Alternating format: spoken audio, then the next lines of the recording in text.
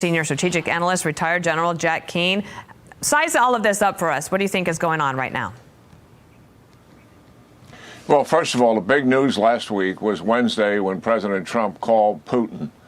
And the reason for it is to find out if Putin was really serious about negotiations.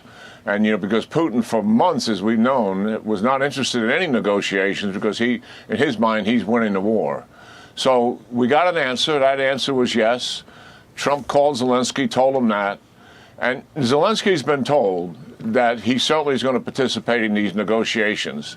Now, the fact that they're meeting tomorrow is really about trying to confirm, is Putin really serious about these negotiations? He said yes to the president. But we also know that Putin has some pretty unrealistic demands. Like, one, he doesn't want to deal with Zelenskyy. Two, he wants to have territory under his control that he doesn't even own. And three, he wants the Ukraine military to disarm. So those are not necessarily serious proposals for sure. And I think Senator Rubio, Steve Witkoff, and Mike Waltz want to test the water here. Is there really something of substance going on here? There's no doubt that Ukraine will have a seat at the negotiating table going forward if there are going to be real negotiations. Reuters also had this. Asked about the prospect of the Europeans being at the table, Kellogg said, "I'm from a school of realism. I think that's not going to happen." And so this would be like your NATO members. Good idea? Yeah, I think what we're looking at is the United States acting as an intermediary here.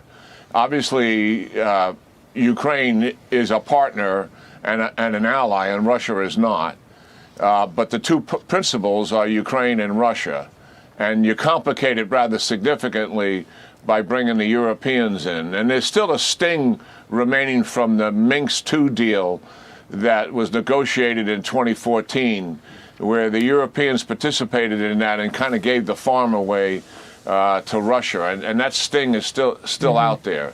So I think the plan going forward makes a lot of sense. The European interests are certainly going to be represented in these negotiations, and they got to step up. Yep. And we got to hear from them about what their proposals are, what their ideas are here. Are they really going to strengthen their military or not? I was in Europe not a week before last, and I'll tell you, our senior military leaders believe the Europeans, from a defense perspective and their own quality of military, have really got to step up and move in the right direction here. For 30 plus years, they've been building social democracies, welfare states at the expense of their military. And given the threat that's out there, they've got to move in the right direction. And because of their model, they don't have a lot of extra money to do that, and that is a problem of their own making. Can I also ask you about this? Secretary of State Rubio was in Tel Aviv talking to Netanyahu, and Steve Witkoff, who has been helping negotiate all of this, was on Mornings with Maria, our Sunday Futures with Maria. Watch here.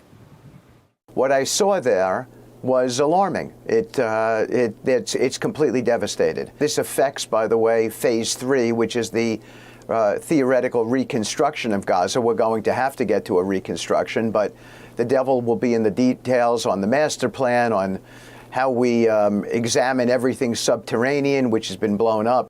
General Netanyahu has signaled that he's willing to go ahead and move forward. Your thoughts? Yeah, well, here's where we are. 73 hostages, number not firm, still to be returned. About half of those are presumed to be dead. So 42 days ceasefire, and these hostages are supposed to be out at the end of that. And we're a little more than halfway through it.